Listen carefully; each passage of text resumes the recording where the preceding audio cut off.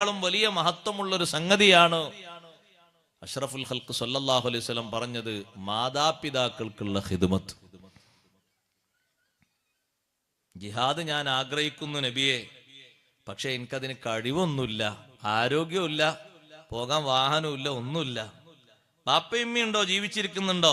ഉമ്മ ഉണ്ട്. ഉപ്പല്ല, ഉമ്മ ഉണ്ട്. എന്നാ ഫസ്അലില്ലാഹ ഫീ ബിർരിഹാ, ഉമ്മാക്ക് ഗുണം ചെയ്യാൻ വേണ്ടി നീ അള്ളാഹുവിനോട് ചോദിക്കണം. നിന്റെ ജീവിതത്തിന്റെ ഭാഗങ്ങളൊക്കെ നീ അതിന് ഉപയോഗിക്കണം. ഫഇദാ ഫഅൽത ദാലിക, ഉമ്മാക്കുള്ള ഖിദ്മത്ത് അള്ളാഹുവിനോട് നീ ചോദിച്ചിട്ട് നീ അതിൽ മുഴുകിയാൽ ഫഅൻത ഹാജ്ജുൻ വമുഅ്തമിറുൻ, നീ ഹജ്ജ് ചെയ്ത ആളാണ്, ഉംറ ചെയ്ത ആളാണ്, വമുജാഹിദുൻ, ജിഹാദ് ചെയ്ത ആളുമാണ്. മാതാപിതാക്കളെ ഖിദ്മത്തിൽ കൂടിക്കോ. ജാഹിമത്ത് എന്ന് പറയുന്നൊരു സ്വഹാബിയില്ലേ റളിയല്ലാഹു അൻഹു, ജാഹിമത്തു സുലമി. ജാഹിമത്തു സുലമി റളിയല്ലാഹു അൻഹു വന്നപ്പോഴും അങ്ങനെ തന്നെയല്ലേ നബി സല്ലല്ലാഹു അലൈഹി വസല്ലം പറഞ്ഞത്? യുദ്ധത്തിന് പോകണം നബിയെ, മുഷാവറ നടത്താൻ വേണ്ടി വന്നതാണ്. തങ്ങൾ ചോദിച്ചു, ഉമ്മയുണ്ടോ? ഉമ്മ ജീവിച്ചിരിക്കുന്നുണ്ട്. ഇൽസംഹാ, ഉമ്മാന്റെ ഒപ്പം കൂടിക്കോ. ഉമ്മാനോട് ചേർന്ന് നിന്നിട്ട് നീ ജീവിച്ചോ. ഉമ്മാക്ക് വേണ്ട കാര്യങ്ങളൊക്കെ നീ ചെയ്തു കൊടുത്തോ. നിങ്ങൾ യുദ്ധത്തിന് പോരേണ്ടതില്ല. അവർക്കുള്ള ഖിദ്മത്ത്, മാതാപിതാക്കൾക്കുള്ള സേവനം ഒന്നും കുറക്കരുത്. നമ്മുടെ പാപങ്ങളൊക്കെ പൊറുക്കാൻ, വൈകല്യങ്ങളൊക്കെ അള്ളാഹു മാറ്റിത്തരാൻ വലിയ ഒരു അമലാണ് ബാപ്പക്കും ഉമ്മക്കുമുള്ള ഖിദ്മത്ത്.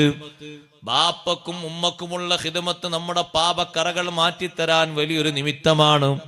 ഉമർ ഇബ്നുൽ ഖത്താബ് റളിയല്ലാഹു അൻഹുവിന്റെ അടുക്കൽ വന്നിട്ട് ഒരാൾ പറഞ്ഞു, ഉമർ തങ്ങളെ, അബദ്ധവശാൽ ഞാൻ ഒരാളെ കൊന്നുപോയി, എന്നിൽ നിന്ന് അബദ്ധം സംഭവിച്ചതാണ്, ബോധപൂർവം ചെയ്തതല്ല, ഞാൻ എന്താണ് ചെയ്യുന്നത്?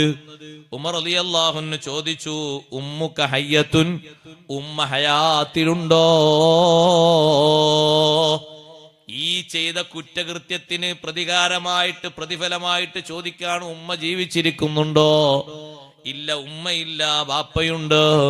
ഉമർ റളിയല്ലാഹു അൻഹു പറഞ്ഞു, ഇൻതലിഖ് ഫബിർറഹു, ബാപ്പക്ക് നീ ഗുണം ചെയ്തിട്ട്, ബാപ്പക്ക് നല്ലോണം ഗുണങ്ങൾ ചെയ്തിട്ട് ജീവിച്ചോ. ഉമർ റളിയല്ലാഹു അൻഹുവിന്റെ അടുത്ത് നിന്ന് ചോദ്യകർത്താവ് പോയപ്പോ മഹാൻ പറഞ്ഞു, വല്ലദീ നഫ്സി ബിയദിഹി ലൗ കാനത് ഉമ്മുഹു ഹയ്യാ, അദ്ദേഹത്തിന്റെ ഉമ്മ ഹയാത്തിലുണ്ടെങ്കിൽ, ഉമ്മാക്ക് ഗുണം ചെയ്യാൻ സൗകര്യം കിട്ടിയിരുന്നെങ്കിൽ, റജൗതു അല്ലാ തുത്ഇമഹുന്നാറു അബദാ, ഞാൻ പ്രതീക്ഷിക്കുന്നു നരകം ഒരു നിലക്കും ആ മനുഷ്യനെ ഭക്ഷിക്കൂല. ഒരാളെ കൊന്ന കേസാണ്, അത് അബദ്ധത്തിൽ സംഭവിച്ചു പോയതാണ്. ബോധപൂർവ്വമാണെങ്കിൽ ശിക്ഷ ഖിസാസ് വരും. അബദ്ധത്തിൽ അങ്ങനെ സംഭവിച്ചു പോയി, ഇയാളെ കയ്യിൽ നിന്ന് കൈപ്പിയ സംഭവിച്ചു, ഒരാൾ അങ്ങനെ മരിച്ചു. അതിന് പ്രായശ്ചിത്തമായിട്ട് മഹാനവറുകൾ പറഞ്ഞു കൊടുക്കുന്നത് ബാപ്പക്ക് ഉമ്മക്കുള്ള ഖിദ്മത്താണ്. ആദ്യം തന്നെ ചോദിച്ചത് ഉമ്മ ഹയാത്തിലുണ്ടോന്നാണ്. അപ്പൊ ആ ഖിദ്മത്ത് മറക്കരുത്. ആ ഖിദ്മത്ത് വലിയൊരു മുതലാണ്. നമ്മൾ കുറെ ഉമ്മമാരെ, സഹോദരന്മാരെ, സഹോദരിമാരെ, പെങ്ങന്മാരെ ക്ഷീണം അനുഭവിക്കേണ്ടി വന്നാലും, സമയങ്ങൾ ചെലവഴിക്കേണ്ടി വന്നാലും, ഉറക്കമൊഴിക്കേണ്ടി വന്നാലും, ഖിദ്മത്തിന്റെ മധുരം നമ്മൾ വിട്ടുകളയരുത്. അതിന്റെ സവാബ് ഒരിക്കലും നമ്മൾ ഉപേക്ഷിക്കരുത്. ദുനിയാവിലും ആഖിറത്തിലും, രണ്ട് ലോകത്തും വലിയ മഹത്വം കിട്ടുന്ന ഒരു കാര്യമാണത്. ആരോഗ്യമുള്ള സ്വഹാബിയെ കാണാൻ നല്ല ചൊറുക്കുണ്ട്, ആരോഗ്യമുണ്ട്. നബി സല്ലല്ലാഹു അലൈഹി വസല്ലം തങ്ങളുടെ മുന്നിലൂടെ ഒരു വാഹനം ഓടിച്ച് അദ്ദേഹം ഇങ്ങനെ പോയപ്പോ സ്വഹാബത്ത് ആ മനുഷ്യനെ കണ്ടപ്പോ പറഞ്ഞു, അള്ളാഹുവിന്റെ റസൂലെ, ലൗ കാന ഹാദാ ഫീ സബീലില്ലാ, നല്ല ആരോഗ്യമുള്ള ആളല്ലേ, കാണാനും നല്ല സൗന്ദര്യമുണ്ട്, അള്ളാഹുവിന്റെ മാർഗത്തിൽ എന്തെങ്കിലും പ്രവർത്തനം അദ്ദേഹം ചെയ്തിരുന്നെങ്കിൽ എന്നൊരു താല്പര്യം പറഞ്ഞപ്പോ നബി സല്ലല്ലാഹു അലൈഹി വസല്ലം തങ്ങൾ പറഞ്ഞു, നിങ്ങൾ എങ്ങനെ അള്ളാഹിന്റെ മാർഗത്തിലല്ല അദ്ദേഹം എന്ന് തീരുമാനിക്കുക? ഒരുപക്ഷെ ആ മനുഷ്യൻ പുറപ്പെട്ടു പോയത് സ്വന്തം മക്കൾക്ക് വേണ്ടി അധ്വാനിക്കാനാണെങ്കിലോ ഫഹുവ ഫീ സബീലില്ലാഹ്, അല്ലാഹുവിന്റെ മാർഗത്തിലല്ലേ. ജോലിക്ക് വേണ്ടിയാണ് അയാൾ പോകുന്നതെങ്കിൽ അല്ലാഹുവിന്റെ മാർഗത്തിലല്ലേ. ബാപ്പാനി ഉമ്മാനി നോക്കാൻ വേണ്ടിയാണ് അദ്ദേഹം ആ പുറപ്പെട്ടതെങ്കിൽ അല്ലാഹുവിന്റെ മാർഗത്തിലല്ലേ. ഏതെങ്കിലും സ്വന്തം ശരീരത്തിന് നല്ല മാന്യതയോടെ ജീവിക്കാനാണ് അദ്ദേഹം ആ പുറപ്പെട്ടതെങ്കിൽ അതും അള്ളാന്റെ മാർഗത്തിലല്ലേ? ഇതൊക്കെ അള്ളാന്റെ മാർഗത്തിലാണ്. യുദ്ധത്തിന് വേണ്ടി മാത്രം പോയെങ്കിലേ അള്ളാന്റെ മാർഗത്തിൽ എന്ന് കരുതരുത്. ഇസ്ലാമിന്റെ ഏതെങ്കിലും ഫർളോ മറ്റു കാര്യങ്ങളിലോ മാത്രം ഒഴുകിയെങ്കിലേ അള്ളാന്റെ മാർഗത്തിൽ എന്ന് കരുതരുത്. കുടുംബത്തിന് വേണ്ടിയും മാതാപിതാക്കൾക്ക് വേണ്ടിയും സ്വന്തം ശരീരത്തിന്റെ മാന്യത കാക്കാനും ജോലിക്ക് പോകുന്നതും അധ്വാനിക്കുന്നതും ഫഹുവ ഫീ സബീലില്ലാഹ്, അള്ളാഹുവിന്റെ മാർഗത്തിലാണ്. മാതാപിതാക്കളോടുള്ള ഹക്ക് സഹോദരങ്ങളെ, അത് തീരാത്ത ഒന്നാണ്. തീരാത്തൊരു കടപ്പാട് ഉണ്ടെങ്കിൽ ദുനിയാവിൽ അതേ ഉള്ളൂ. പെട്ടെന്ന് ശിക്ഷ ലഭിക്കുന്ന ഒരു വിഷയവും ഗുരുത്തക്കേടും മറ്റൊക്കെ പെട്ടെന്ന് പ്രതീക്ഷിക്കാൻ പറ്റുന്ന ഒരു കാര്യം അങ്ങനല്ലേ? നബി സല്ലല്ലാഹു അലൈഹി വസല്ലം നിങ്ങൾ പറഞ്ഞില്ലേ, 2 വിഷയങ്ങൾക്ക് ശിക്ഷ ദുനിയാവ് തന്നെ കിട്ടും.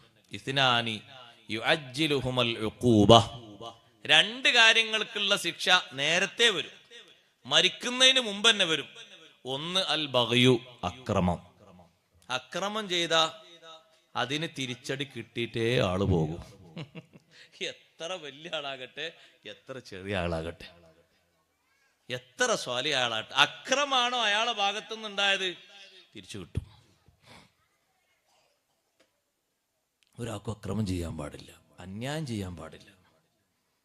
അത് വലിയ സംഗതിയാണ്. ഏതെങ്കിലും നിലക്ക് അതിന്റെ ഒരു ജീവിക്ക് പോലും ദുൽമ ചെയ്യാൻ പാടില്ല. അതിന്റെ പ്രതികാരം തിരിച്ചു കിട്ടും.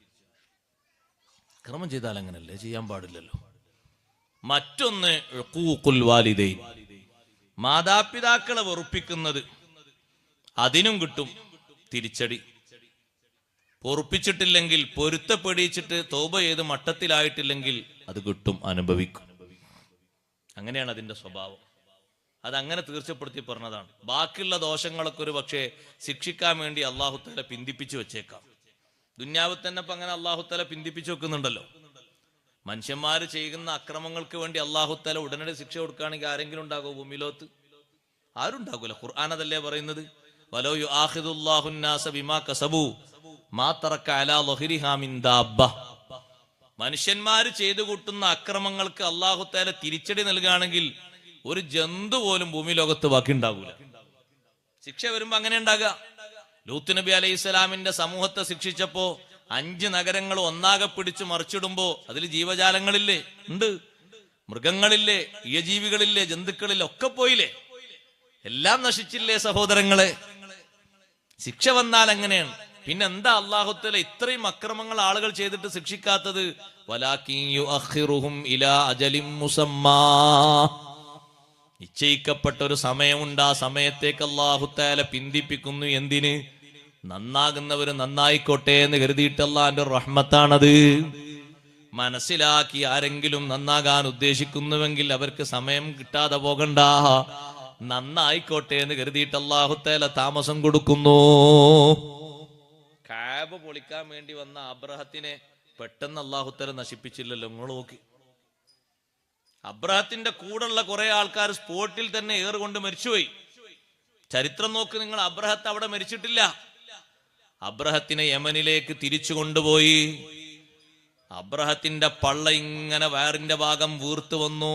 ആദ്യം വയറ് പൊട്ടിപ്പോയി. വയറ്റിന്റെ ഉള്ളിൽ നിന്നതാ ചെലവും ചോരയൊക്കെ പുറത്തേക്ക് ഇങ്ങനെ ഒഴുകുന്നു. അതൊക്കെ ആ മനുഷ്യന് മനസ്സിലാക്കാനും മടങ്ങാനും അല്ലാഹു തആല കൊടുത്ത ദൃഷ്ടാന്തമാണ്. നടക്കാൻ കഴിയാതെയായി, ഇരിക്കാൻ കഴിയാതെയായി, പറ്റ അവശനായി. ദിവസങ്ങളോളം ആ കിടപ്പിൽ കിടന്നിട്ടാണ് അബ്രഹത്ത് മരണപ്പെടുന്നത്. സ്പോട്ടിൽ മരിപ്പിക്കാനും ശിക്ഷ കൊടുക്കാനും അല്ലാഹു ഖുദ്റത്തിന്റെ കുറവൊന്നുമില്ല. റബ്ബ് തആല റഹ്മാനാണ്. ചിന്തിച്ച് മനസ്സിലാക്കി മടങ്ങാൻ സമയം കൊടുത്തതാണ് അല്ലാഹു തആല. അങ്ങനെയല്ലേ സഹോദരങ്ങളെ സമയം കൊടുത്തത്? എല്ലാവർക്കും അല്ലാഹു അങ്ങനെ